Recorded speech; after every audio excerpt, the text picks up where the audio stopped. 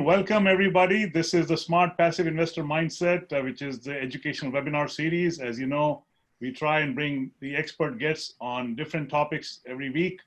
And today's topic is one of the critical topics called cost segregation. And if you know about it, that's great. That means you're already taking advantage of it. If you don't, then you are in the right place and you will know why as to how this is such a critical component of real estate investing. Just a quick housekeeping things before we get started. Everybody is going to be on mute as this is a webinar format. If you have any issues with the webinar itself, just type it in the chat box and let me know. Please locate the Q&A box in the Zoom application or the browser pop-up if you have any questions. We will use this Q&A box for all questions, and all questions will be answered at the end of the webinar presentation. We promise you we'll keep ample amount of time for answering all your questions. Do not type the questions in the chat box because I do not monitor that. This webinar will be recorded. So if you have registered for the webinar, you will be getting a recording as long as you don't put me in the spam folder. So avoid going from spam. Please whitelist my email ID. That'll get you the recording. A standard disclaimer, this webinar is for educational purposes only. Do not consider this as any kind of legal, accounting, or investment advice. Nothing in this webinar represents any offer to sell or solicit any purchase of investment security.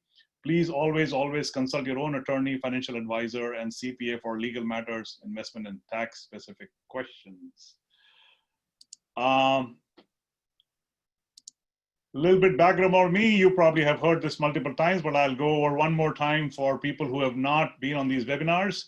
My name is 𝑺𝒕𝒂𝒕𝒊𝒐𝒏. I'm based in the Boston area. I'm a techie turned full-time real estate professional now. I continue to have the passion for leveraging data in real estate. My experience with real estate was I bought my first condo in 2012. I got so excited by the whole idea of cash flow that I kept buying more, and I bought 8 more over the next 4 years. Then I got enticed by multifamily, so I bought my first 15 unit in Massachusetts in 2016. That was a lot of work, so I started, investing passively, and then my first passive investment was a 151 unit in Dalton, Georgia. Over the years, I've invested in about over 650 units as a GP. I've been invited on multiple podcasts as guests. I, in fact, manage 2 Facebook groups as well. One is called Data-Driven Real Estate Investing. If you are a fan of data like I am, that'll be a group to join. And I also manage another group called Apartment Investing and Multifamily Syndication, AIMS for short. I'm also a member of the Forbes Real Estate Council, where I write periodically on the use of technology in real estate. And I've also published a few e-guides and e-course. One of them is called the 8 Pieces of Pie, which stands for Passive Investor Education. And all that you can find here on my website, SmartCapitalMGMT.com, 8 Pieces of Pie, and these lovely e-guides that you can all download from there. Now, let me introduce our guest, Yonah Weiss. Yonah, if you don't know him, well, you will know him for sure after this. He is omnipresent, like I like to say, all over the social media and real estate forums. He is a business director at Madison SPECS, and we'll know more about that in a bit. He is a cost segregation expert. He's helped save millions of dollars in taxes for property owners. He has his podcast. He's a RE investor. He's a people connector. And I can go on and on and on, but I'll let you take it on from here, Yonah. Over to you. So let me stop sharing my screen and you can share your screen. That will help keep things moving. Okay, thank you very much for that wonderful introduction, Raj. It's a pleasure to be here. I see some familiar names in the chat box over here. Just took a little peek at the attendees over here. So a pleasure to see you all. And those who don't know me, again, the best place to find me is on LinkedIn. That's where you're going to find, any content or any follow-up to this. We're, happy to do so. So if you haven't connected with me already, do so now. Take a minute before we get started here. Open up another tab. Just put in Yonah Weiss. You won't regret it. I guarantee you. I'm going to share my screen over here and just get right into this from the beginning. Okay, here we go. So I like this this name a little better, but Magical World of Cost Segregation, that's me. What are we going to get into here? Okay, we're going to just jump right into it, okay, because there's so much to learn and we don't have a lot of time and we're not going to cover everything. but we're going to cover as much as we can. And please keep your questions, okay? I love the questions, and especially if you have questions that are relevant to your own portfolio or something related to you. If I don't cover it, we're going to get to them at the end. We're going to talk about depreciation in general. Then we're going to go into what are the benefits, what are the the downsides of cost segregation, because there are both. There's always a a scale that you have to weigh things on. What's bonus depreciation? Some people get this confused with the new tax, the CARES Act and the qualified improvement property. Is it the same thing? Is it different? How does that work? Who should be doing this? When should you be doing this? And most important, the real estate professional. I don't want to gloss over this because it's super important if you're a real estate professional. I understand there's a number of people on this webinar who are both active operators, passive investors. We're going to try to address all of those different things. So we're going to do a little case study so you'll see the actual real numbers of what is going to, how you're going to benefit from a real cost segregation study. And we'll talk about Madison SPECS. We happen to be the largest national cost segregation company doing this. I'm, just a business director. It's a very large company, and I just happen to like to talk and, hang out on social media and stuff, so people know me. But what is cost segregation? What is depreciation? Now, the word, and don't get confused by depreciation because the word sounds negative in connotation. It's something that, right, when you have something, it's going down in value. When you drive a car off the lot, right, it goes down in value. When you buy an appliance, it only lasts for a certain number of years. So things intrinsically, right, go down in value as time goes on. That concept is called depreciation. But from a tax perspective, when we're dealing with real estate, it's really a borrowed term because real estate is really the only asset class in the world, as far as I know, that has a natural appreciation, meaning it's naturally going up in value. What I mean naturally, I mean without any other outside factors. Okay, the economy is going to contribute to that, but historically the economy is always contributing to that.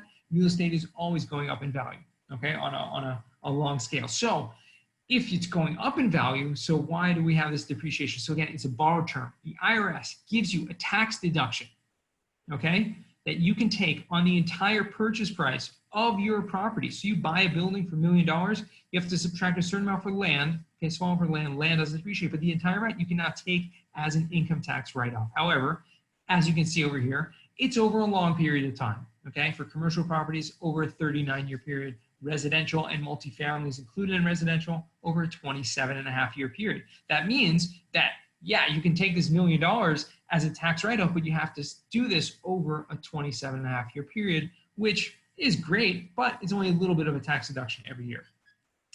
Where does cost segregation come in?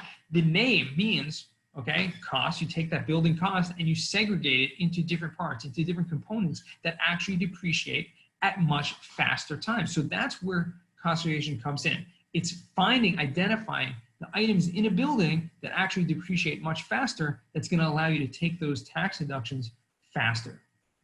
So let's give a quick example. What is, let's say again, we buy this $1 million property. We have to allocate a certain amount for land. Let's take 15% because that's pretty average, national average, and it's a little, not too aggressive, not too conservative. We're allocating that, it doesn't depreciate. What's left over, that's called a depreciable basis. They had $850,000. That's the amount that we have to divide by either 39 years or 27.5 years. So that's straight line depreciation is what anyone is doing. Your accountant is doing this for you. Okay, if you own a property, your accountant is just simply doing the math. You bought it on a certain day, it's prorated to the day that you bought it, but now you can take a little bit every year. And for all intents and purposes, for commercial properties, $21,000. Residential multifamily properties, $30,000 a year for 27.5 years. That's great. Okay, if you're making net operating income of $100,000, okay, well, on $1 million property, it's probably a lot. Let's say $70,000, more conservative. You automatically get to deduct from that $30,000, which means you're only taxing the remaining $40,000. That's the beauty of real estate. That's depreciation in a nutshell. But I want to just repeat that depreciation is a borrowed term, and it's, the proof of that is that it's not intrinsic to the building itself. It doesn't have to do when the building was actually built. It has to do with when you bought it. So if you purchased a building today in 2020 for $1 million, you now get to take tax write-off, your schedule starts. Your 27 years starts today in 2020. If you bought a building back in 1979, okay, the 39 years has passed. The 27 years has passed. You no longer have depreciation. You go and sell it to someone else in 2020. They now start the schedule over. Okay, so that it's a borrowed term. It's allowing you to take that as if it's going down in value. Okay, I want to make sure that's clear. You see, there's a question over here. It's a one-time thing, and I think I answered that. Yeah, it's biology. It's a one-time thing per owner. Okay, so when you buy the property, like I said, it starts over day one. That schedule starts when you purchase the property, not on the property itself. It's not intrinsic to the property. Okay, the bank is going to come and make an appraisal on your property, and they're going to say the roof only has a useful life of 15 years. Has nothing to do with depreciation. That has to do with the intrinsic value of the building and how much they're going to appraise it for. Depreciation, it is literally borrowed term. Okay, so now and we're going to get a great question. We're going to get to that a little bit later. Okay, depreciation and for renovations. Let's get right into cost segregation, how it works. Let's not get ahead of ourselves. The fundamentals are like this. You need to have an engineer come to the property. And well, right now we're actually in COVID, and a lot of places are closed down. Travel is limited. We developed a system, Madison SPECS, kind of through the ingenuity and innovation of a virtual site tour. So this is going to be, we've just rolled out past couple of months, and we've done, about 100, 150 of them already. And this is something that I think a lot of people are going to get used to, is doing a video, virtual site tour where we're actually, having a video, a property manager walk around. But regardless, we need to actually get into the property, see everything that's in there, reclassify everything into different categories. Okay? And we're going to talk about what those categories are, what those shorter lives are, what assets fit into that. We're accelerating the depreciation, and that's giving you much faster tax deductions upfront. So what are those main categories? The two main categories when we're discussing any type of property, and it's different between commercial, multifamily. Each property has its own unique assets within them, but the main two categories are what's called 5-year personal tangible property and 15-year land improvements. Okay, land improvements means anything like landscaping, anything outside the building. So landscaping, curbing, asphalt, you have a parking lot there. The value of that parking lot, the square footage of the asphalt or the pavement that's in there has value to it. It depreciates on a 15-year schedule. The 5-year property, okay, that's all the things inside of a property. Think about everything in a building that's not part of the structure. So furniture, appliances, fixtures, equipment, carpeting, even though it seems like it's attached, right? Cabinets also, this seems like it's attached, but it's still considered personal property and depreciates on a 5-year schedule. The engineer is going to identify all of these things, create a report based on the value, okay, of each thing, square footage, the value of all those assets, and then claim that depreciation on that 5-year schedule, which is going to produce for you significant tax deductions in those first 5 years of ownership. What we're doing is we're not creating deductions out of thin air. What we're doing is we are allowing you as a property owner to take those deductions when you need them, as opposed to just waiting and spreading it out over a long period of time. You can actually utilize those deductions now, and that's going to give you more cash flow because you're not going to be paying tax on that. But yes, you may have to get less deductions later on. So when we're talking about a one-time thing, one property, you may want to spread it out a little more. We're talking about multiple properties, and you have a real estate plan, and you're planning on buying one this year, another one next year, etc. This is probably the greatest tax strategy that exists. I mean, the number one reason why, real estate moguls exist and that are creating wealth and paying, Trump and whatnot, paying little to no income tax for decades.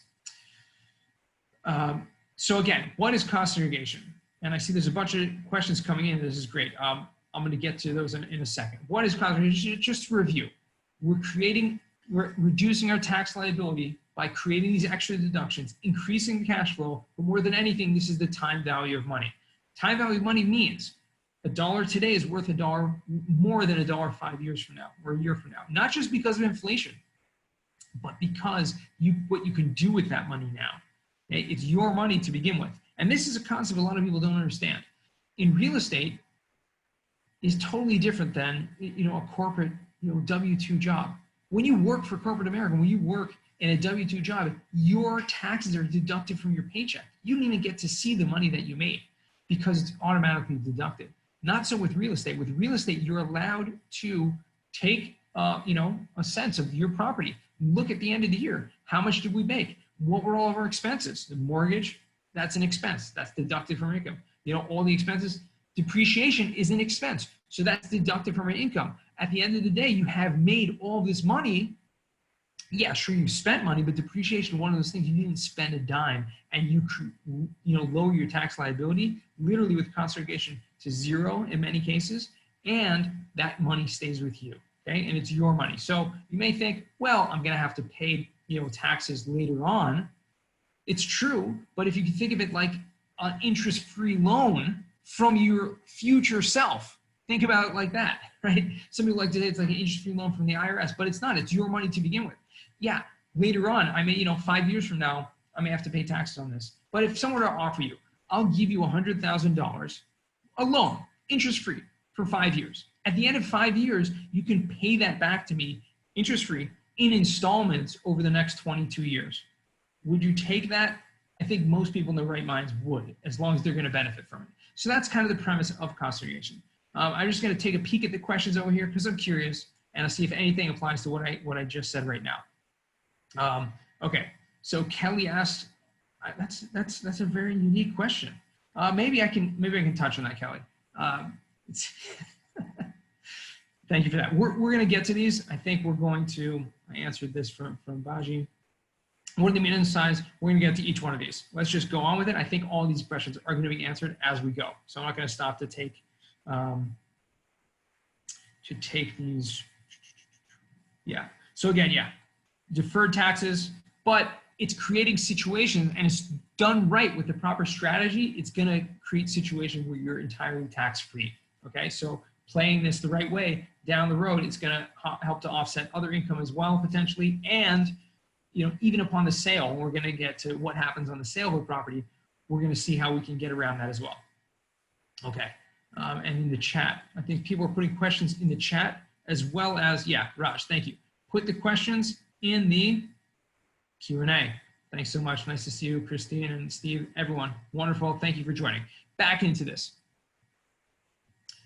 Oh boy, I skipped a slide. Who should we do a cost segregation study? You might ask. Anyone, if you can benefit from it. Okay, so it's not going to be for everyone. Now, this is a question we got offline, and I'm going to bring it up here in a second. If you're an individual, if you are a LLC, corporation, doesn't matter as long as you're paying taxes. If you're a nonprofit, you can't take those tax deductions. You don't get depreciation. If you are a public entity, educational institution, a government institution, you're not getting those tax deductions. Depreciation is not going to help you. But if you're a business, okay, and this is something a lot of people don't think about. A business owner oftentimes doesn't think of himself as a real estate owner, as a real estate investor. You may just be a doctor, and you happen to own the building that you operate out of, okay? You have your clinic in. You may have a manufacturing site, and that manufacturing site, you know, your business that manufactures, I don't know, furniture, and you have a warehouse, you have a storage facility, and you have a manufacturing facility. You don't think of yourself as a real estate investor. However, your property has depreciation deductions, and you can do cost segregation on that. So this is really important to look into. The only thing that would be excluded is your, and I went back on the slide there, would be your personal residence. You do not get any depreciation deductions for your personal residence. It's only for business or investment properties.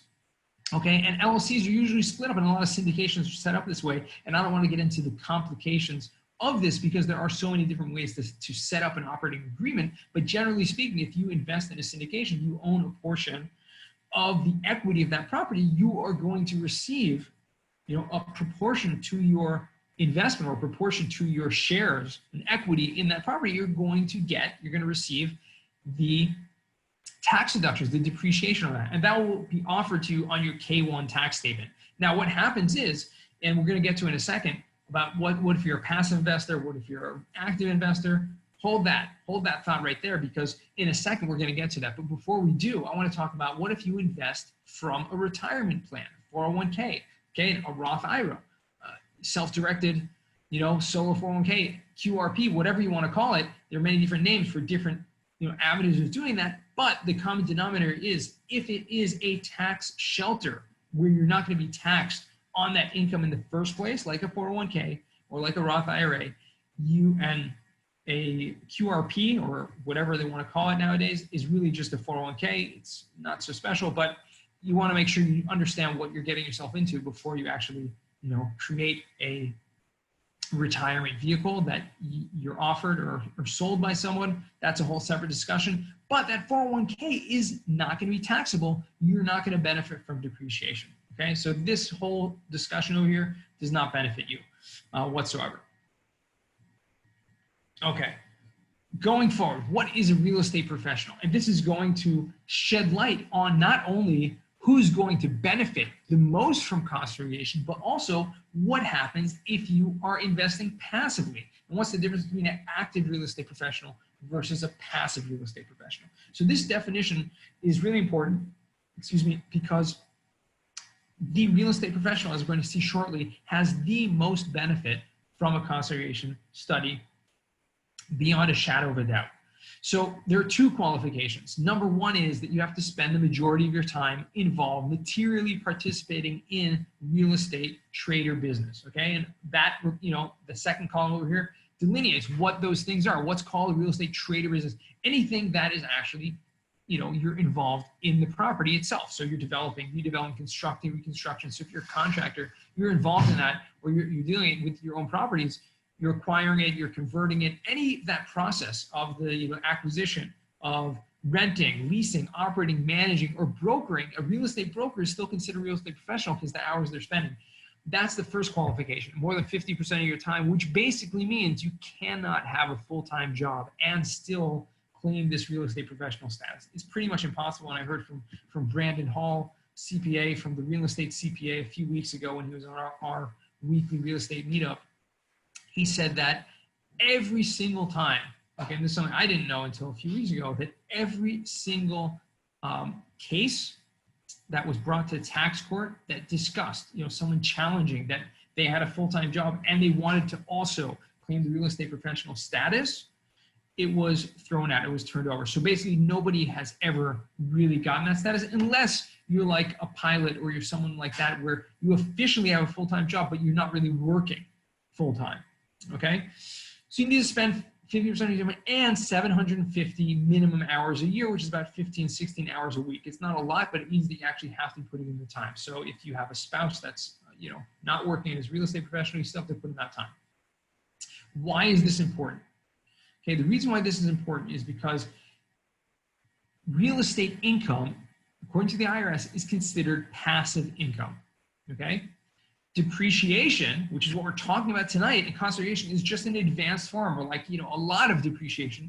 Depreciation is used to offset passive income, okay? So it's used, you made $100,000 and you have $50,000 of depreciation. That $50,000 is used against that. You're only taxed on the remaining $50,000. You have $100,000 of income and you have $100,000 of depreciation. From cost segregation, you have zero tax liability. That whole $100,000 you keep in your pocket.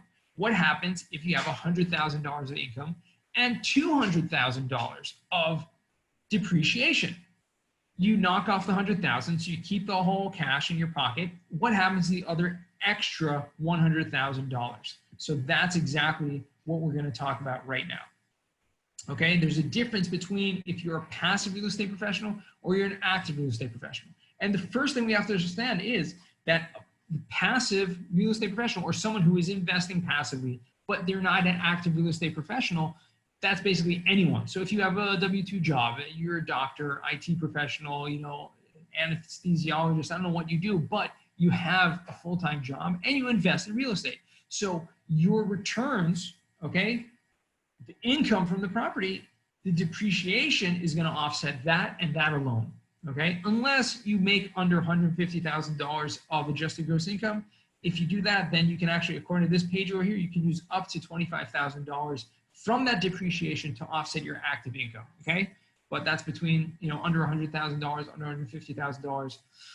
But anyone making more than that, you basically are not able to benefit from those extra, that loss. Okay, that passive loss this year. It carries forward. You can use it carrying forward, which means you can use it next year. However, you can't use it this year. So that is a passive. What about the active? The active real estate professional, that guy, girl that we, man or woman that we just described in the previous page over here, you can now use, if you get this status, you can use depreciation to offset any of your active income, right? Or non-passive income, all right, as well.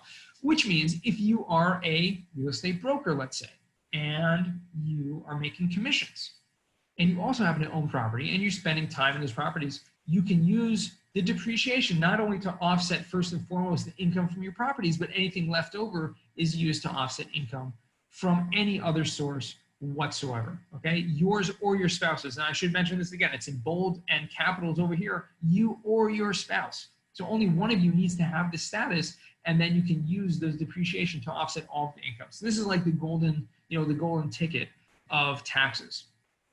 So let's just jump into, I see there's a question over here. Let me see if it is relevant to what we just talked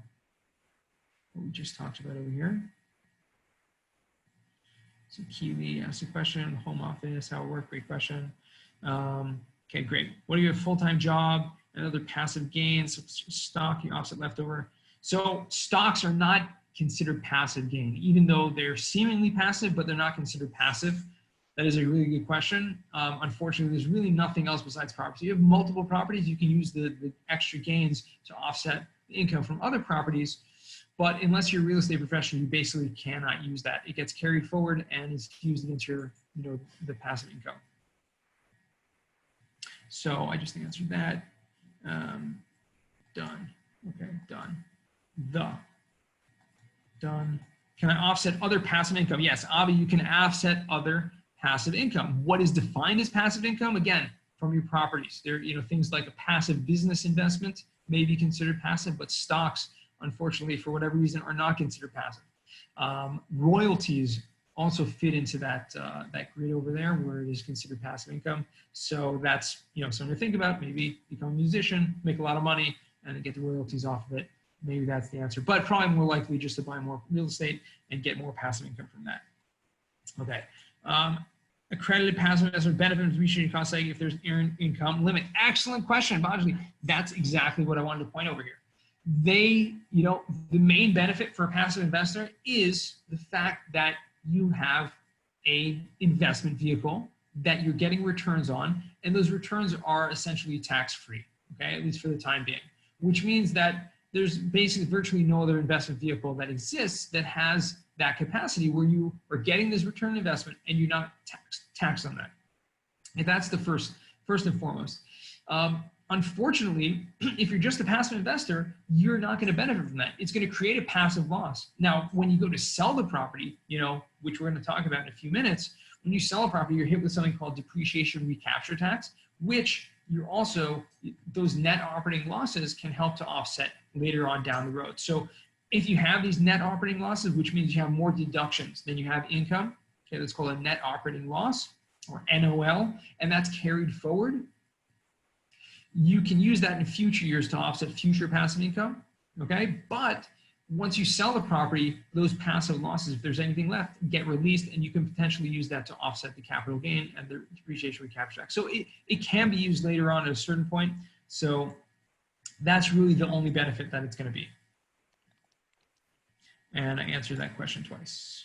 Great. Let's just move on over here because there are great questions here. I think we're going to cover a lot of them throughout the rest of the presentation. So that's why I'm specifically not answering you. I'm not ignoring your questions. They're great questions, but I want to make sure we're going to, just not say them.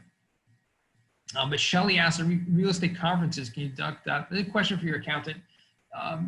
If you're really going to do deals there, usually conferences are not considered, time spent. I think that's what you're asking. Can I deduct that against my income? The conferences. I think you mean the time spent at those conferences cannot be used to the time. If that's what your question is, the answer is no. Hey, Yonah? Yes. Can we just, because I think not everybody can see all the questions and you and I can see the questions. So let me do this. So let's, at the end of your presentation, I'll read out the questions to you so that everybody can hear the questions clearly and then you can answer. That works? Super. I just want to see if there was anything specific to what we just said that, yeah.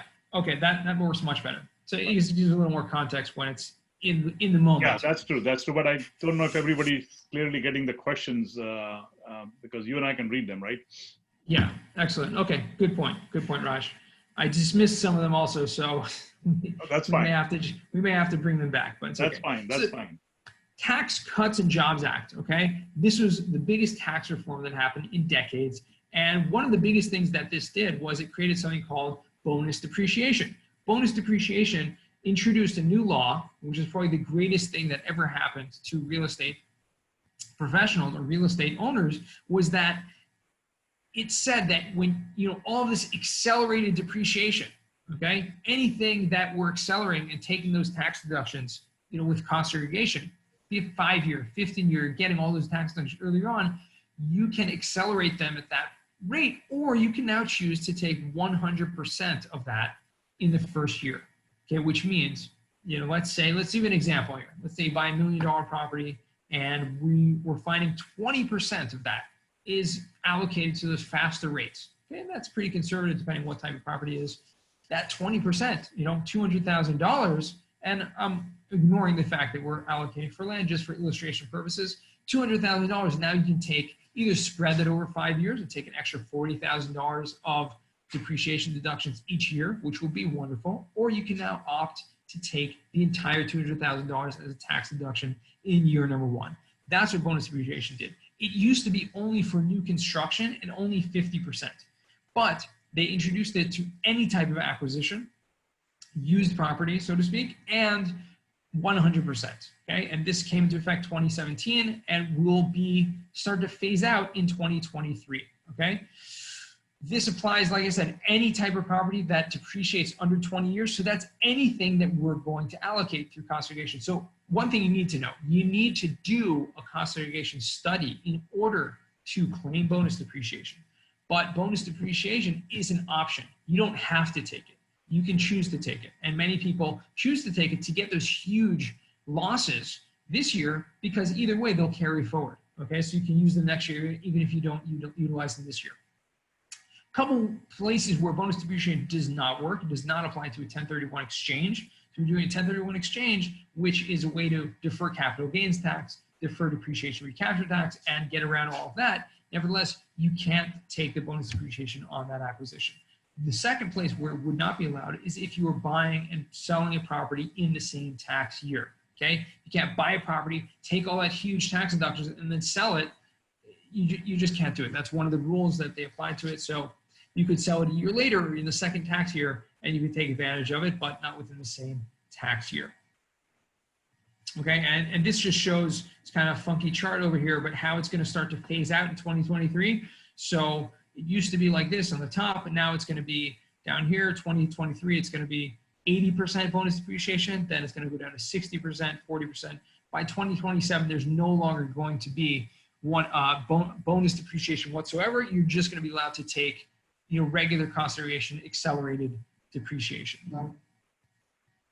And the CARES Act, which introduced something very, very important, especially if you're a real estate professional and you've paid taxes in the past few years. What the CARES Act did, it introduced something called a net operating loss, not just carry forward of 100%, but carry back. Okay, carry backs were outlawed with the Tax Cuts and Jobs Act. Carry backs means if in 2020, or let's say 2019, if you didn't file yet for 2019 taxes, let's say you did cost segregation and you got an extra, $100,000 of deductions that would normally just carry forward, meaning you could use them in the future years. What you can do is, if you paid taxes in any previous year, you can go back and amend those tax returns and apply the net operating loss backwards. Okay, that's called carry backs, and you can go back up to 5 years, literally go back to the earliest, and literally get a refund check from the IRS on whatever taxes you paid in the past. So this is something they introduced with the CARES Act a couple of months ago to kind of help people get through, the current situation, especially people not making money now necessarily. They don't know what the income is going to be from real estate. So this is a huge, huge thing. They introduced something else called QIP, Qualified Improvement Property, but it's really only relegated to, it's basically bonus depreciation for retail and restaurant properties that should have been in the tax code back in 2017 in tax reform, but they made a clerical error there and they fixed it. So that's, if anyone heard of QIP or Qualified Improvement Property, it basically doesn't apply unless you're talking about a retail or or type of commercial property. So yeah, that's the CARES Act. When is best time to do a cost segregation study? And this is going to answer at least one of the questions It's not Kelly's question. This is for sure going to answer, but when you do renovations, okay? So the first thing you need to know is when should you be doing a cost segregation study, when it's going to be most beneficial for you. That's the answer, because it may depend on your strategy, your tax strategy, on your business plan. But what we do offer, and this is something that most firms do, is we'll offer upfront a free analysis of your property to show you, and the reason we do this, to show you what your tax benefits are going to be and the difference between if you're just doing straight line regular depreciation that your accountant would do, lumping everything together in 27 or 39 years, versus if you're doing a cost segregation study. And it's going to show you what, the next 27 years are going to look like. It's going to be front loaded, a lot of tax deductions now in the first 5 years, and then later on it's going to be less tax deductions. Because again, we're front loading, let's say 20% into the first 5 years. In year 6 or 7, you're going to have only 80% of that depreciation every year. Okay, so what we offer is, and really a lot of people reach out when they're under contract on a property because they want to know upfront what is my tax benefit going to be now. That you can do. A lot of people get it done immediately after acquisition. That's usually the best time to do it. However, like I said, you don't need to, because as you see over here, you can do what's called a look-back study in a property that was purchased in a previous tax year. So before we get into the renovations, let's talk about that. Let's say you bought a property in 2017, okay, you held it for 3 years and you never did a cost segregation study. You didn't know you could, or you decided you didn't want to, didn't need the deductions. This year, you happen to need those tax deductions. Now you can do it, and you don't need to amend any tax returns. Okay, there's a form that needs to be filled. It's called 3115 form. It's an adjustment. Going forward, you're saying, I'm going to take all those accelerated depreciation deductions that I missed over the past few years. I'm going to get it now this year. That's called a look-back study. We do them all day long, and it's something pretty easy to do. So you don't need to get it done in the first year, and you can go back, several years, even back, the benefits run out kind of after 5-6 years because that 5-year property's already been front-loaded, but you can go back as far as you want, really. Now, let's talk about renovations, okay? Because renovations are something that if you're doing upgrades, and not just renovations, let's say you're doing upgrades. Let's say you get rid of all your toilets and you replace it with new, shower heads and new kitchens, new appliances, whatever you're going to do. What you're disposing of, you're actually writing off from your tax basis. What you put into the property, the money that you spend in upgrading and renovating, all that money is added to your basis. So let me explain what the basis means, what that means.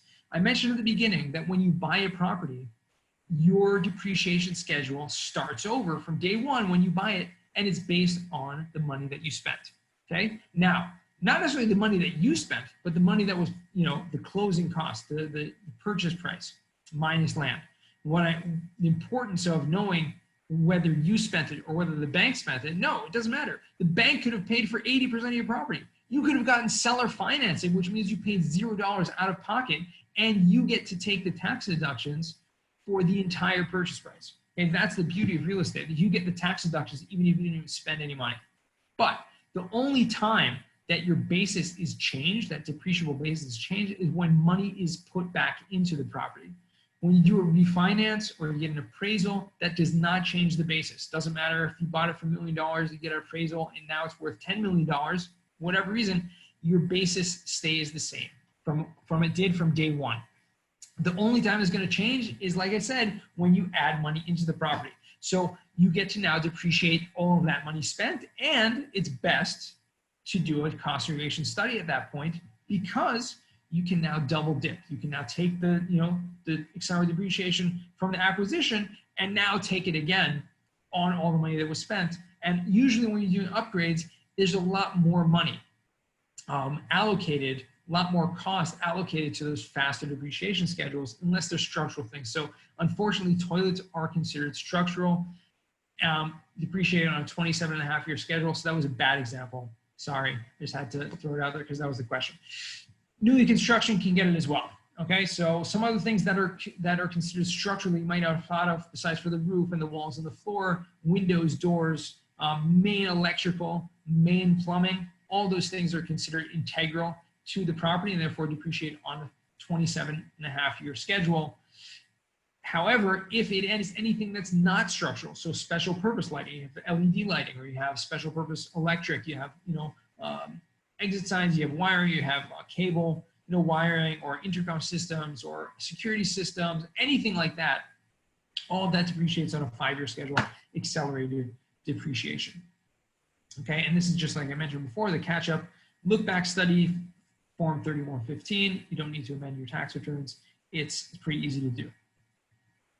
So let's jump into this case study here so you see the real numbers. And this was a great, it's a 32 property, 1.75 million, and there's a great story behind this as well. Okay, because this owner used to buy only single families, and he failed a 1031 exchange. Now, 1031 exchange is a very sad thing when you fail it, because the whole purpose of doing 1031 exchange is to defer all the capital gains that you would have had from the sale. If you fail it, that means that you essentially going to have to pay a huge capital gains tax. However, this guy was a real estate professional. What did he do? He did a cost segregation study, and the extra depreciation that we're going to see on the next page he created was able to be used not only to offset his income, but also to offset the capital gains that he had to pay on the failed 1031 exchange that he did that year, which means literally the guy called me up crying because out of tears of joy, because he thought he was going to pay about close to $300,000 in taxes, when in fact he paid 0 taxes. So that was pretty special. So again, without cost segregation study, again, take this divided by 27.5, $54,086 is how much every single year of depreciation would have been. Now, moving forward over here, what we did is we reclassified this. Our engineers came in and said, we'll allocate 15% to land, not depreciating. The 27.5-year main structural components, 72%, okay? And again, this is after the whole study is finished. Identify all those objects, all the items, all the assets, create an entire report, all the calculations. We're talking 80, 90, 100 pages long report, detailing everything. When all is said and done, we get these percentages. 15-year property, again, that's the landscaping, the land improvements, pavement, parking lot, all that stuff. 8%, $122,000. 20% 5-year property, all the furniture, fixtures, etc. $298,000, totaling over $421,000. He did bonus depreciation. Like I said, he had the income from the property, which was close to $100,000 net operating income. That was knocked out, and the $300,000 that was left over would have carried forward, and he could carry it forward, but he decided to use it instead to knock off that capital gains tax.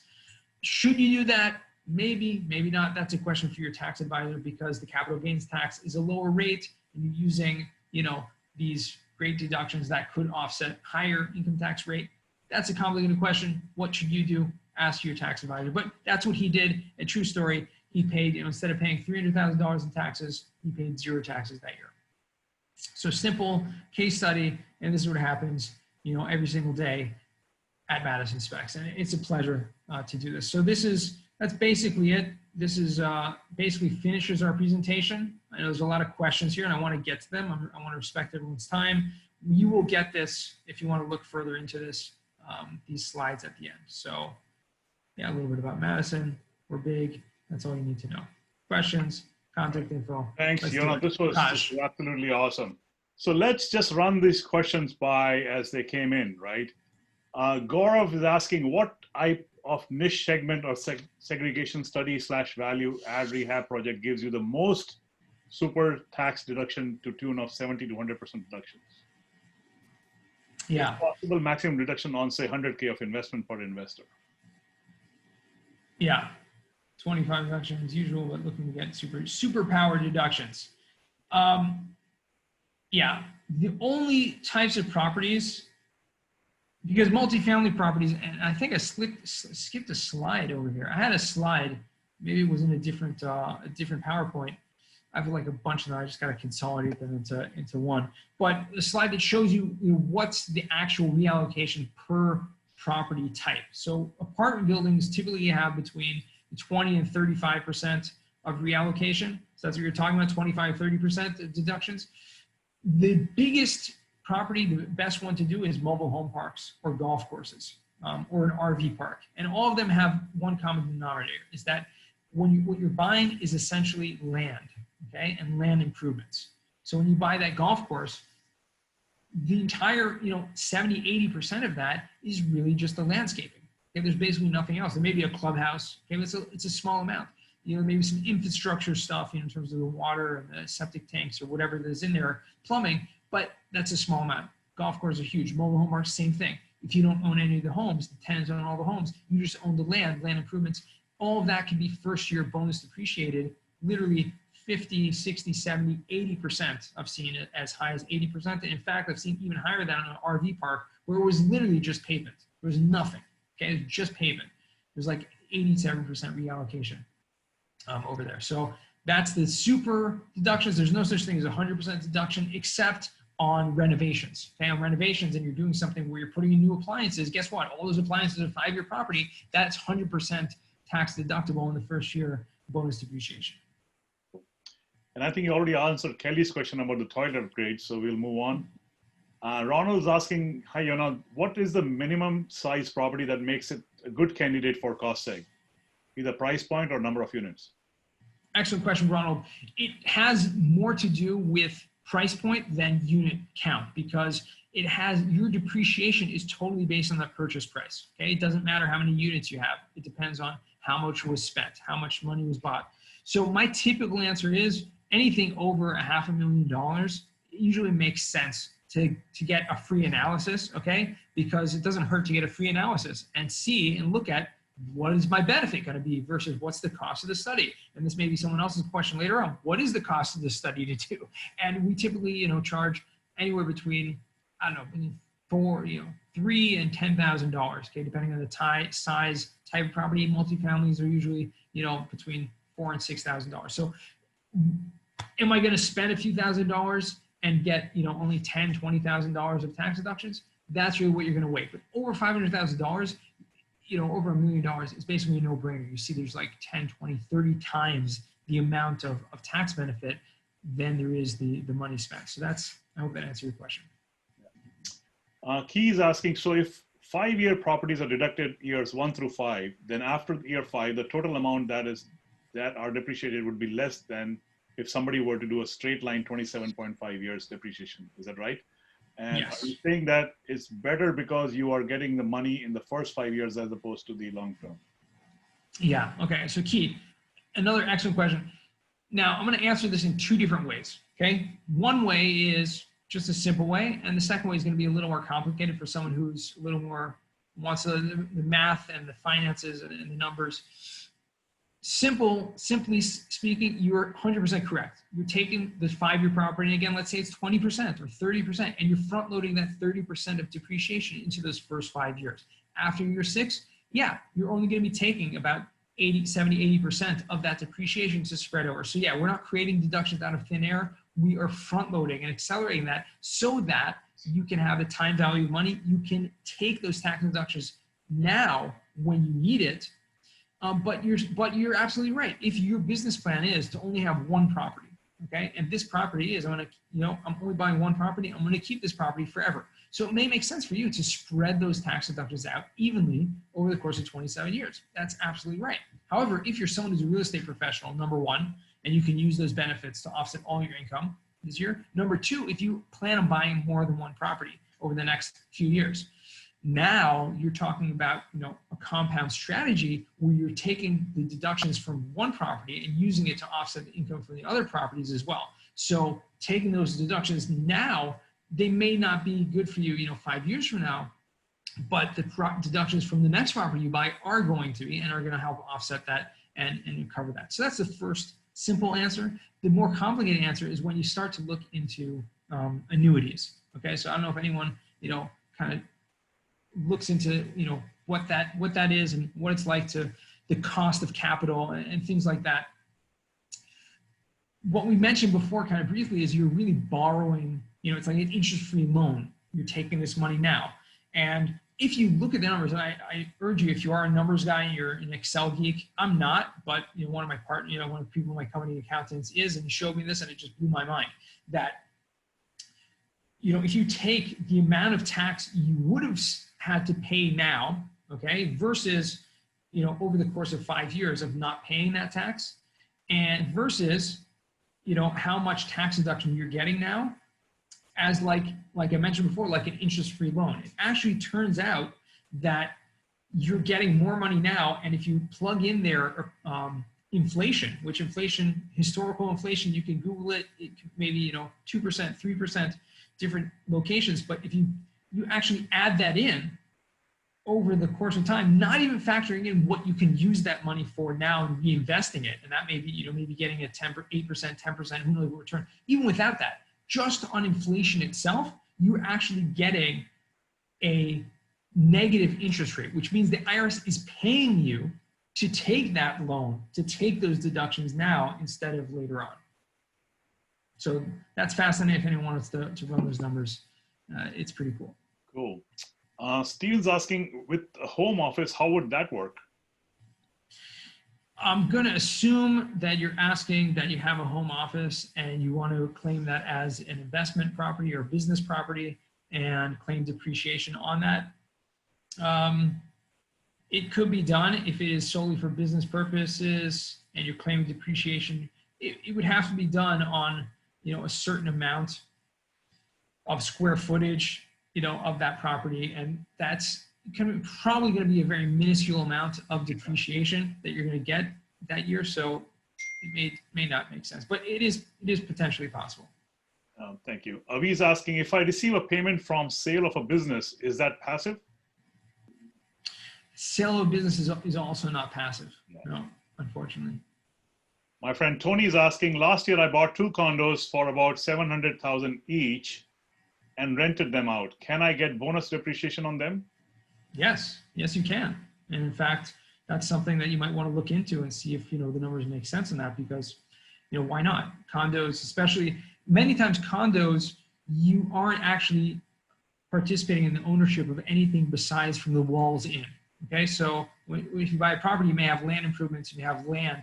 When you buy a condo, oftentimes all you have is the walls in, which means you have no land allocation. 100% of your $700,000 is in that building, and that's just going to be divided between 27.5-year structural components and 5-year furniture and personal property, et cetera, that's in there. So it's definitely worth looking into. So go, Tony, go get those depreciation and buy me and Yonah a dinner. Nice to my friend Ankit is asking, does bonus depreciation or CARES NOL apply to offset short-term or long-term capital gains? Yes, if you are a real estate professional. Okay, so this is really another benefit that that you get from that, because there's kind of a hierarchy of where the depreciation can be used. And the first place it always goes to is to that passive income. So the first place you're going to use it is against the passive income. If you have any, like you said, the net operating loss, and you have more losses, that can then be used to offset your other income. And then if you still have extra losses, it can be used to offset capital gain as well. So yes, the short and long answer is yes, and it depends. All right, thank you. Key is asking, I acquired my asset using 1031 exchange, so this means that I don't qualify to use bonus depreciation? Correct. But you still, to answer the second part of your question, can I still do a regular cost segregation, accelerated depreciation? The answer to that is yes, you can. However, 1031 exchange, it's important to understand that when you do a 1031 exchange, your basis is not reset. Okay, as if you were to do a regular acquisition, like I said at the beginning, that the depreciation is totally based on your purchase price. Not so with a 1031 exchange. Your basis from your relinquished property, the property you sold, is actually carried over into the new property, which means if you took depreciation for the last 10 years on that property, your basis is lowered, and so your capital gain, your gain is going to be not just how much you made on the sale, but also subtracting the depreciation that you took. That amount is going to be carried over into your new property. Okay, so subtracting the gain, including depreciation, and that is your basis carrying over, and then whatever money is put into the new property. So let's say you took out a loan or you put in more capital into a new property, all of that added together will create your new basis. So just in a simple example, let's say you had it very, very simple. You sold a property for $1 million, okay, and you already took $500,000 of basis, so you had $500,000, right, left, okay, and that was your gain also, let's say. you bought a new property for $2 million. So you took out a loan and you put in an extra $1 million. Your basis in the new property is not going to be $2 million, it's going to be $1.5 million because you had $500,000 from that gain. That's right. That's right. Balaji is asking, is dividend a passive income? Dividend is not passive income. No. He's asking, I also heard that there is a detailed study versus a DIY type of study where comparable buildings are considered and percentage of 5/15-year scheduled properties are estimated. Are you familiar with this? Can you elaborate on this? Who might this be good for? You understand that, Yonah? Yes. Yeah, I understand. So there's a few different versions of what's considered, a few different ways to do a cost segregation study. Okay. The highest form is called what's called a quality cost segregation study, and that's the only form that's actually fully recognized by in an audit from the IRS. Other forms, and they're all delineated in the Cost Segregation Audit Techniques Guide. There's something called a detailed study. There's something called a comparable study or a rule of thumb study. The DIY, the do-it-yourself study is kind of a new invention where some people came up with like a software where you can kind of do it yourself and you're not actually looking at the property itself, but you're kind of comparing what other buildings might have in it, your building also probably has in it. It's not creating a detailed report. The quality cost segregation study that requires an engineer and requires a detailed report is, like I said, the only one recognized. That's the only one that we do. However, others have been popping up that some people on smaller properties may be worth the risk because the risk of audit is probably going to be a lot less. I can't say that you should do that, but I do know that a lot of there's been a lot of hype about it recently.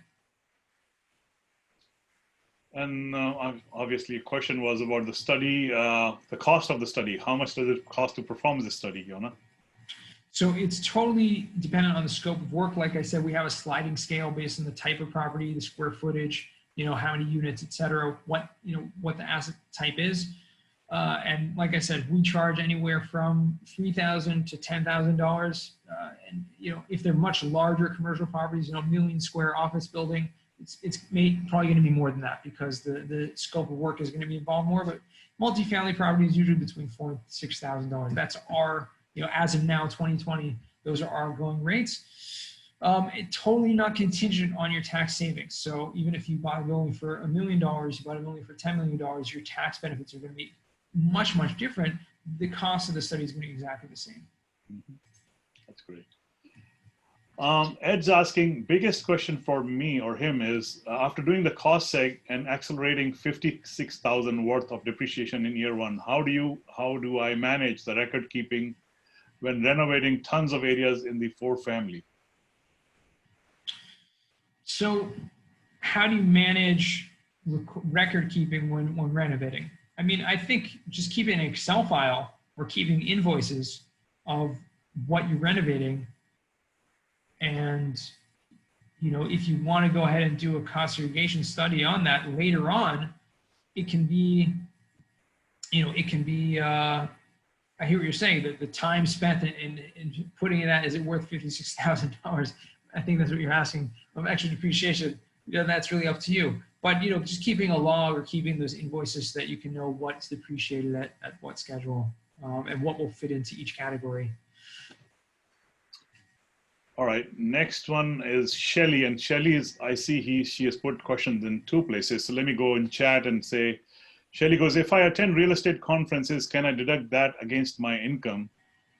And her second question is, if you buy a property and do a cost seg and bonus depreciation, then a few years later, do you complete renovation? Can you do a new cost seg and claim new bonus depreciation? Yeah, so yes, so to answer the first question, the conferences, I think I understood what you said. I think I answered that before, that the time spent going to conferences is not counted for hours towards real estate professional status, I believe. The second question, yes, doing the renovations, you can now take bonus depreciation on the renovations as well. I think there is one more question from Balaji. Balaji is asking, Yonah, is your profession different from a CPA? Yes, because CPAs cannot actually do the cost segregation study. Many big CPA firms will have a in-house team of engineers that specialize in this, and they will do this because one of the requirements is this specialized component. So most CPAs not only can't do this, but they may not even know about it because it's such a niche, a kind of small component, small section of the tax code. Unless they're real estate focused CPAs, they may just be overlooking it. And I've seen, you know, hundreds of accountants that are literally just not proactive and don't even know about it. I literally spoke to an accountant this week. One of my clients called me up and he's like, I want to get my accountant on the phone. Puts him on the phone. He's like, what is this exactly you're doing here? He's like, is it 179 deduction, which is something totally different, having to do with equipment, also similar to taking tax deductions on equipment. He's like, bonus depreciation, what is that? He said, the accountant, these are the words, the accountant said, bonus depreciation doesn't apply to real estate. So I said, okay. So I tried to explain to him there was something called the Tax Cuts and Jobs Act, and yeah, it now does apply to real estate. And he was like, okay, he didn't know what he was talking about. And so it's something that I come across a lot. So yes, we are actually not an accounting firm. We are a cost segregation firm. That's what we do, that's it. We specialize in cost segregation, and that's it. There are, like I said, many of the large accounting firms, Big 4, Big 10, think of all those, you know, large, they're usually doing it in-house. So they employ engineers and a whole in-house team to do that because they're dealing with larger corporations, usually larger businesses that are doing it, and it's worth them to do it. And believe it or not, you know, these large firms, they're charging, you know, probably 2, 3, 4, 5 times as much as their own clients, but it's worth it for them to stay with, you know, Ernst Young or KPMG just because they're doing their auditing and they're doing their this and everything. So they don't care to pay $20,000 for the cost seg also. Okay, Yonah, here's an interesting question. How likely the bonus depreciation will be extended after President Trump is gone? Democrats will keep extending this gift of bonus depreciation, ? Lobbying in Capitol Hill will continue this depreciation longer than 2024 to 2028 for people who are just starting now, who will benefit for decades further down the line. Thank you. That's Gaurav asking. Yeah, Gaurav, excellent question. You know, I'm not a prophet. I'm not a psychic. What I do know is that, you know, the Tax Cuts and Jobs Act, the bonus depreciation, yes, it was pushed by Trump, and, you know, but it was passed by Congress. And Congress, believe it or not, you know, 80% of Congress are, you know, invest in real estate. So you can Google that. There, you know, we're not talking about people that are interested in abolishing this. The bonus depreciation itself, will it come back? I think it might. I think it actually might come back. And I think, you know, or it might take a different form of some kind after 2024 when it's going to be starting to phase out. Will it be totally, you know, will cost segregation ever be totally abolished? I'm highly doubtful. You know, it's been around since the 70s. It's taken, you know, various forms until now. I highly doubt it. Great. I think that's about it. Yonah, I thank you really for your time. Really appreciate it. So much information to digest here. People who knew about cost segregation, or if you were a first time listening to cost segregation, I'm sure there's tons of value that you got from the webinar today. So thank you again, Yonah. And I will be sending out this recording as soon as it's ready to everybody who registered for the webinar. And if you had any more questions following after this webinar, please send it to me and we'll see if we can get an answer for you. So thank you once again for attending. Thank you for your time. Good night. Absolutely. Thank you.